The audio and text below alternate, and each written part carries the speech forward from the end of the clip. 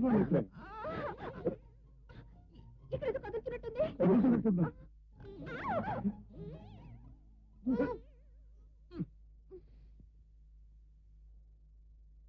అయిపోయింది, కొంపకుటం అయిపోయింది. అమ్మాయి భవిష్యత్తు అంతా నాశనం అయిపోయింది. అసలు దీనంతటికీ నిన్ననోలయ్యా. నాకు దిక్కుమాలను ప్లాన్ వేసి ఆ వేణుగాని అమ్మాయి మీద కూర్చుకొల్పావు. ఇప్పుడు ఆవిడ తల్లైపోతుంది. ఏమిటి అక్కడ తప్పంతా నేను చేసినట్టు మాట్లాడతావు? ఆ వేళ నువ్వు వ్యధోపం చేయబట్టి కక్షతో కదా ఈ ప్లాన్ అంతా వేసి. నేను చేసిన దానికి అనుభవించాలని చెప్పారు కదా. ఎప్పుడు చెప్పావు? నా ప్లాన్ అమలు జరిగాక. ఏం ముందు చెప్పాడొచ్చుగా? ఏం ముందు నన్ను కలుసుకుని ఆడవచ్చు కదా. ఊరికా ఎవడైనా వింటే నవ్విపోతాడు. ఎవరి మీద కక్ష తీర్చుకుందాం అనుకున్నావు వాడి దగ్గరికి వెళ్ళి అబ్బాయి నీ మీద ఎత్తు వేస్తున్నాను చిత్తు చేస్తాను ఎవరే చెప్తాడు? బుద్ధి లేకుండా మాట్లాడకాయ. అసలు తప్పు ఇదిగో ఆది నుంచి నేను చెప్తున్నాను, మొదట తప్పు చేసింది నువ్వు. పోనీ ముందు నేనే చేశాననుకో, కానీ స్టార్టింగ్ మాత్రం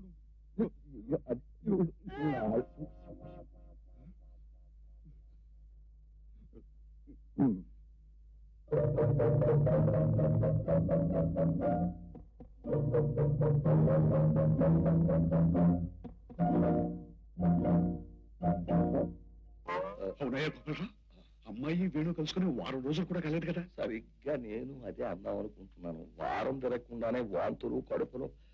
అవునయ్యా, ఈ మట్టి బుర్రకు ఆలోచన పాటాడుకొస్తా మరి ఈ ఆలోచన మాత్రం. అమ్మాయి ఈ సంగతి చెప్పమ్మా, అసలు నీకు వాంతి ఎందుకైంది? అబ్బే ఏం లేదు డాడీ, ప్రొద్దున తిన్న వాళ్ళు కొంచెం నూనె ఎక్కువైంది, దానికే కడుపులో తిప్పి వాంతి అయింది. అంతే కదా. టిఫిన్ లో ఆయిల్ ఎక్కువైతే ప్రమాదం. అవును. గోపాలరావు, ఈ వాటికి గణం తప్పింది. రేపటి విషయం ఏమిటి? అవును వేణు, ఈ రోజు సాయంకాలం విదేశాల నుంచి ఐ స్పెషలిస్ట్ వస్తుంది కనుక ఎల్లుండే మీ చెల్లెలు ఆపరేషన్ చేయడానికి అన్ని ఏర్పాట్లు చేశారు. ఆపరేషన్? గోపాలరావు, నా బాధ దేవుడికి తప్ప మరెవరికి తెలియదు. వేణు తల్లి చావుకు కారకుడు దయానందనే అయినా ఆ శవాన్ని తీసింది మోసింది నేను. అప్పుడు వాడు నా ఫోటో తీసి వాడి దగ్గర పెట్టుకున్నాడు. ఇప్పుడు నేను వేణుతో దయానందం పేరు చెప్పాను. వేణు వాడి మెడ స్టీరింగ్ తిప్పినట్టు తిప్పడానికి వాడి దగ్గరికి వెళ్తాడు. అప్పుడు దయానందం ఆ ఫోటోలు చూపించి వాళ్ళమ్మ చావుకి కారకుడు నేనే అని చెప్పాడను. ఏం జరుగుతుంది? వేణు వాడి మాటలు నమ్మి నన్నంతం చేయడానికి నా దగ్గరికి వస్తాడు. ఆ దయానందం గారు చెప్పే అబద్ధాలు నిజమనిపించడానికి సాక్ష్యాలున్నాయి. నువ్వు చెప్పే నిజాలకి సాక్ష్యం లేదు. ఏమి నువ్వు చెప్పేది? ఆనాడు మా అమ్మకి అన్యాయం చేసిన దయానందం నిర్దోషాన్ని మా నాన్న దోషిగా నిరూపించే ఫోటోల దగ్గర పెట్టి బెదిరిస్తున్నాడు. అవును, అందుకే మా నాన్న నీతో ఆ పేరు చెప్పడానికి భయపడ్డాడు. అయితే అసలు పాపాల భైరవుడు ఆ దయానందం అనమాట. వాడి నోటితో నేను నిజం చెప్పించి వాడి ఆట కట్టించాలంటే మన ఇద్దరం కలిసి ఒక నాటకం ఆడాలి. ఏమిటి? ఏమిటమ్మా హడావిడి? ఎందుకమ్మా ఏడుస్తున్నావు? ఏం జరిగిందో చెప్పు నాతో. అంకుల్, ఇన్నాళ్ళు వేణు మాయలో పడి మంచి ఏమిటో చెడ్డ ఏమిటో తెలుసుకోలేకపోయాను. ఈ రోజు అతను ఇంకో అమ్మాయితో తిరగడం చూసి అతని నిజ స్వరూపం తెలుసుకున్నాను. అంకుల్, అమ్మాయిలతో తిరగటమే కాదు తల్లి, వాడికి ఇంతకు ముందే పెళ్లి అయిపోయింది. ఈ ఫోటోలు చూడు కావాలంటే. దుర్మార్గుడా, ఒక ఆడదాని మేళ తాళి కట్టి దాని జీవితం నాశనం చేసింది చాలక నా బ్రతుకు కూడా నాశనం చేయాలనుకున్నావరా? అంకుల్, ఇలాంటి వాడి మొహం చూడమే పాపం. అందుకే నాలాంటి వాడి ముఖం చూడాలి ప్రేమ. అంకుల్, ఏదో చిన్నదాన్ని తెలియని తనంలో వేణుని నమ్మి ప్రసాద్ని నిర్లక్ష్యం చేశాను. నన్ను క్షమించు అంకుల్. మా డాడీకి ఫోటోలు చూపించి ప్రసాద్ని పెళ్లి చేసుకుంటానని చెప్తాను. చాలా సంతోషం అమ్మా. కుక్క పిల్లని అమ్మేసి ఏనుగు పిల్లని కొన్నాను. సంతోషంగా ఉంది నాకు. వస్తాను అంకుల్. ఈ ఫోటోలను చూసి వేణుని అపార్థం చేసుకుంటున్నావా? ఇవి నేను తీయించిన ఫోటోలేనమ్మా. అవునయ్యా, వేణుకి నాకు ఉన్న ఒప్పందం ప్రకారం వేణు ఎప్పుడైనా ఎదురు తిరిగితే ఇవి ఉపయోగిస్తాయని నేనే తీయించాను. ఇదిగో ఈ పెళ్లి కూతురు ఒక నాటకాల పిల్ల, ఈ పెళ్లి ఒక నాటకం పెళ్లి. అంకుల్, నేను నిజంగా నమ్మననుకుంటున్నారా? నేను ప్రేమించిన వేణుని గురించి ఎవరైనా చెప్పినా, ఎవరైనా సాక్ష్యాలు ఆధారాలు చూపించినా అంత తేలిగ్గా అనుమానించను. మరి ఫోటోలు పుచ్చుకుని కోపంగా మాట్లాడి మావయ్య చేత ఇవి అబద్ధపు ఫోటోలు అని చెప్పించాలనుకున్నాను. అలాగే జరిగింది. సరేనమ్మా, ఎలా వచ్చాయి? దయానందం ఎలాగో సంపాదించి నా చేతికిచ్చాడు. వీటిని చూసి నేను వేణుని ద్వేషించి ప్రసాదం చేసుకుంటానని అతని అభిప్రాయం. నేను కూడా అలాగే నటించాను. ఇప్పుడు దయానందం ఆడాలన్నా వేణుకి అసలు నిజం తెలియాలి అన్నా మీరు నేను చెప్పినట్టు వినాలి. అదేంటో చెప్పమ్మా. చెప్పమ్మా. ముందు మీరు దయానందానికి ఫోన్ చేసి, హలో, దయానందం స్పీకింగ్. ఎవరు? ఓహో, జగపతిరావు గారా? చెప్పండి, ఏమన్నారు? గెస్ట్ హౌస్ లో కలుసుకుని పెళ్లి విషయం అక్కడే సెటిల్ చేసుకుందామంటారా? చాలా సంతోషం బావగారు. ఓకే బావగారు, ఏర్పాట్లు నేను చేస్తాగా ఘనంగా. ఏమిటి ప్రేమ ఆలోచిస్తున్నావు? ఏముంది, మా నాన్నగారితో నిన్ను పెళ్లి చేసుకోబోతున్నప్పుడు చెప్పాను. అంటే ఆయన కోపం వచ్చి ఆ విధాని, ఆ సుంఠని, ఆ సన్యాసిని, ఆ జోకర్ని చేసుకుంటే నీకు ఇంట్లో స్థానం లేదు పో అన్నాడు. అలా అన్నాడా? ముసలి నక్క. అయితే నువ్వు నా దగ్గరకు వచ్చి. వచ్చేస్తాననుకో, కానీ మనం బ్రతికేదలా? మీ నాన్న మన ఖర్చుకి రోజుకొక ముష్టి రూపాయి ఇస్తాడు. 1 లీటర్ పెట్రోల్ పోసి ఒక డొక్క హెరాల్డ్ ఇచ్చి ఊరంతా తిరగమంటాడు. మనం గోతులో కూర్చున్నట్టు దానిలో కూర్చుని ముష్టి దంపతుల్లాగా మనం ఊరంతా తిరిగామనుకో, మన ఫ్రెండ్స్ ఎవరైనా చూసారనుకో, నీకు అసలు విషయం తెలీదు. ఏంటి మా దగ్గర బోల్డ్ అంత డబ్బు ఉంది. ఈ విషయం ఎవరికీ తెలియదు. అంత డబ్బు ఎక్కడుంటుంది? నువ్వు చెప్పేవన్నీ అబద్ధాలే. పిచ్చి పిల్ల, మా నాన్న ఎంత డబ్బు, ఎంత బంగారం, ఎంత పెద్ద కారు, అబ్బో ఇంకా చాలా మన కోసం దాచి. సరే, అవన్నీ ఎక్కడ దాచావు? Guest house. అమ్మాయి గారు పిచ్చి వెధవని వల్లో వేసుకున్నారు. అయితే ఈ విషయం గురుడికి చెప్పేద్దాం. ప్రేమ ఇదే, ఇదే మన ప్రేమ సామ్రాజ్యం. మా డాడీ చస్తే నాదవుతుంది, నేను చస్తే మన పిల్లలదవుతుంది, వాళ్ళు చస్తే. ఇప్పుడు కూడా చాలు కూడా ఏంటి ప్రసాద్? మొత్తానికి గెస్ట్ హౌస్ మాత్రం చాలా బాగుంది.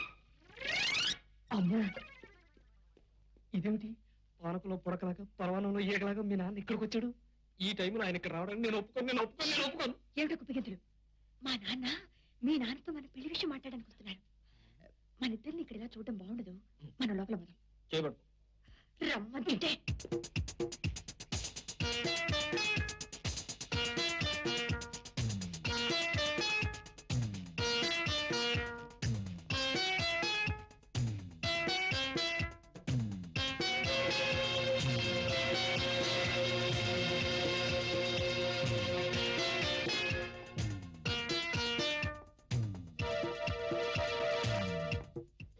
అరే, ఇదేమిటి జగపతిరావు, పల్లెం జడ్జి పెందరాలే కోర్టుకొచ్చినట్టు నాకన్నా ముందే వచ్చావే. ఆడపిల్ల కలవాణి కదా, పెళ్లి మాటలకు ముందే వస్తే మంచిదని వచ్చి కూర్చున్నాను. నువ్వు నేను బియ్యంకురం ఎప్పుడవుతావా అని ఎంతకాలంగానో ఎదురు చూశానయ్యా. ఇన్నేళ్లు ఎజ్జోర్నైన కేసు ఇప్పటికి సెటిల్ అయింది. దయానందం, నేను చాలా రోజులుగా ఒక విషయం అడగాలనుకుంటున్నానయ్యా. ఏమిటయ్యా అది? ఆ రోజు వేణుగాడి తల్లి నువ్వు ముట్టుకోకుండానే పొడుచుకు చచ్చిపోయిందన్నావే, అది అబద్ధం అయ్యా అని నమ్మను. నువ్వు దాన్ని చప్పరించేసి చంపేసి ఉంటావు, అవునా? అవేం మాటలయ్యా, తల్లి తోడు, దాన్ని నేనేం చేయకుండా అదే పొడుచుకు చచ్చిపోయింది. నేను నమ్మనయ్యా, నాకు ఎప్పటి నుంచో అనుమానంగా ఉంది. కాకపోతే ఆ ఫోటోలు నీ దగ్గర ఉన్నాయని నేనే నోరెత్తలేదు. ఇదిగో, నువ్వు ఖచ్చితంగా దాన్ని అనిపించావు. ఆ తర్వాత ఒక ఫోటో. బాలేవాడు అయ్యా, ప్రమాణ పూర్తిగా దాన్ని నేనేం చేయలేదు. Cheers. చూసావా ఎంత డబ్బో, ఎన్ని నగలు, అన్ని నీకోసమే. నువ్వు నిజంగా డబ్బునాడువే ప్రసాద్.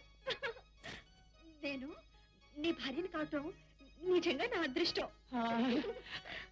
అవును, ఈ కాగితాలేంటి? మా నాన్నకు మతి లేక అప్పుడప్పుడు ఇలాంటి చెత్త దాస్తుంటాడు. అవన్నీ నాకు చూపించాలి. నువ్వు చూపించకపోతే నేను ఒప్పుకోను. దయానందం, నిజం చెప్పయ్యా, నేను కూడా విని ఆనందిస్తానయ్యా. ఇదిగో, ఇప్పుడు నువ్వు నిజం చెప్పినా నేను ఎవరేం చేయలేరయ్యా. ఇదిగో చెప్పయ్యా. ఏమిటో జగపతి, మరీ మొహమాట పెట్టేస్తున్నావు. మరి నువ్వు నేను కాబోయే వియ్యంకులం, నీకు నాకు మధ్య రహస్యాలంటాం బాగుండదు. మరి అవును కదా. అర్జెంట్ ఫోన్ ఒకటి మర్చిపోయాను, చేసి వచ్చి చెప్తాను. అలాగే బస్సు రూట్ లో పడింది.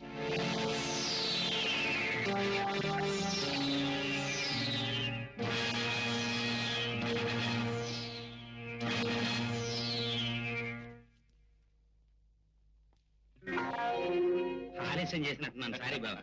ఏమిటి మాట్లాడుకుంటున్నాం మనం? అదేనయ్యా, ఆ వేణుగారి తల్లి నువ్వేమీ చేయలేదని హరికథ మొదలెట్టావే. అసలు ఏం జరిగిందంటే ఆ రోజు నేను రమ్మని ఫోన్ చేశానా, ఆ తర్వాత పార్వతిని ఇక్కడికి రప్పించాను.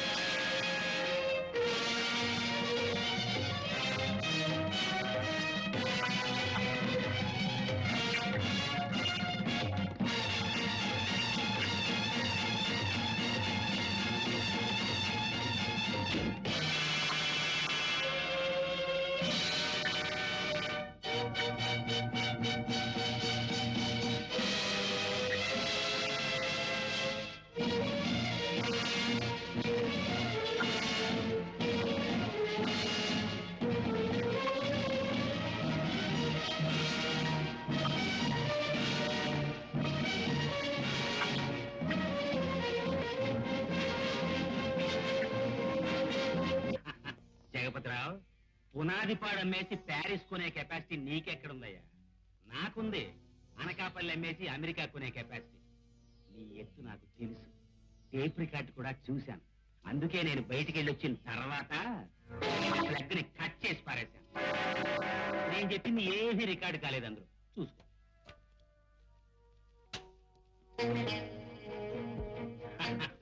అంతే జగపతిరావు, ఇప్పుడు నేను నీకు చెప్పిన నిజం వేణు వినే అవకాశం లేదు. ఈ జన్మలో నేను మళ్ళీ చచ్చినా చెప్పను. దయానందం, ఇక నువ్వేం చెప్పక్కర్లేదు. ఇంతకాలం నా తల్లి సావుకు అసలు కారకుడు జగపతిరావు గారు అనుకున్నాను. కానీ నీ నోటితోటి నువ్వు చెప్పింది విన్న తర్వాత అసలు కారకుడు నువ్వని అర్థమైంది. నీ అంతం చూస్తాను. వేణు, ఇన్నేళ్లు ఓపిక పట్టిన వాడికి కొన్ని క్షణాలు ఓపిక పడితే నీకు కొన్ని చిత్రమైన దృశ్యాలు చూపిస్తాను. నాతో రా. వేణు, నా గురించి నీకు పూర్తిగా తెలియదు. నాది పెద్ద క్రిమినల్ బ్రెయిన్. జగ్గు,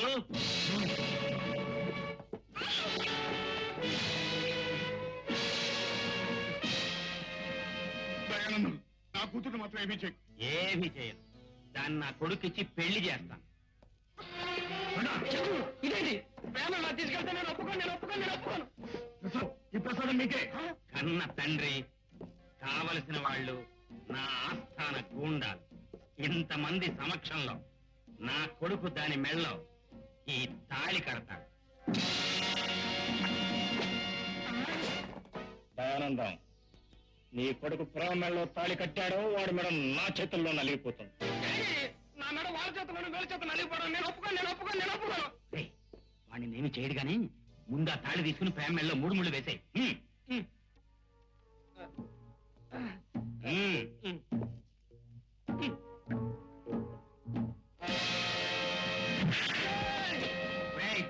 దయానందం, నీ కొడుకు ప్రేమ మెడలో తాళి కట్టాలని ప్రయత్నం చేశాడో వాడు తాళి కడతాను జాగ్రత్త అనుకున్నావు. ఆల్ రైట్ మిస్టర్ వేణు, నేను ఇప్పుడు కంటి ఆపరేషన్ కోసం హాస్పిటల్లో ఉన్న నీ చెల్లెల దగ్గరికి వెళ్తున్నాను. సరిగ్గా నీకు 15 నిమిషాలు టైం ఇస్తున్నాను.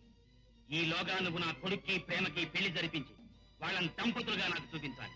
లేదా నీ చెల్లెలు 2 కళ్ళు పొడి చేస్తాను. దయానందం, Yes. ఆ పిల్ల నా కోళ్ళైనా కావాలి, నీ చెల్లెలి కుట్టిదైనా కావాలి. ఆలోచించు.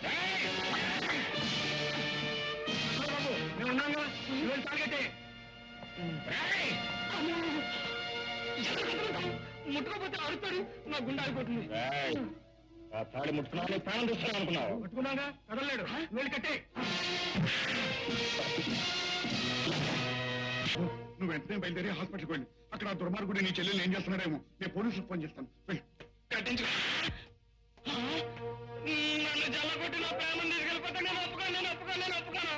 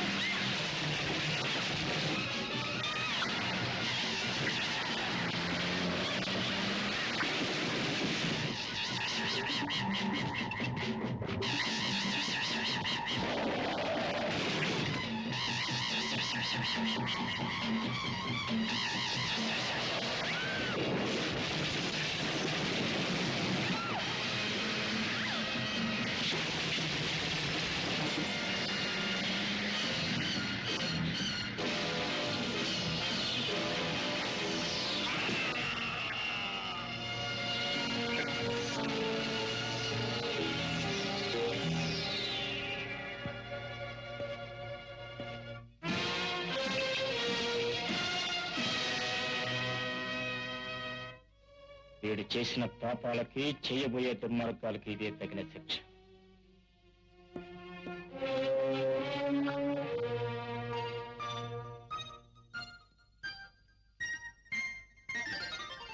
ఎలాగో మన సంపూర్ణ ప్రమాణం ముగింపు వచ్చింది కాబట్టి పెద్దలు ఎవరికీ తెలియని నిజం ఒకటి చెప్తాం. ఏమిటో అది? ఇన్నాళ్ళు ప్రేమకి నాకు మధ్య కేవలం ప్రేమ మాత్రమే జరిగింది, అంతకంటే ఇంకేం లేదు. ఊరుకోవయ్యా, ఆ వేళ గెస్ట్ హౌస్ లో పాడుకున్నాం మీతో అబద్ధాలాట.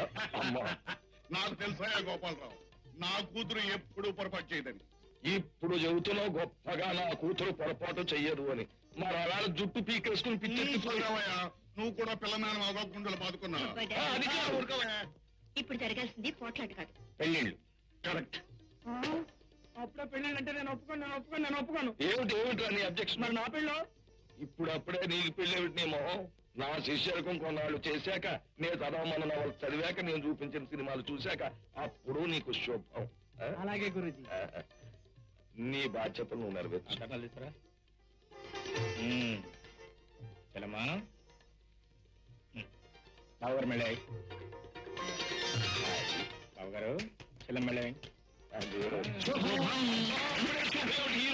పెళ్లి కాకుండా మీ మొహం. జగపతిరా,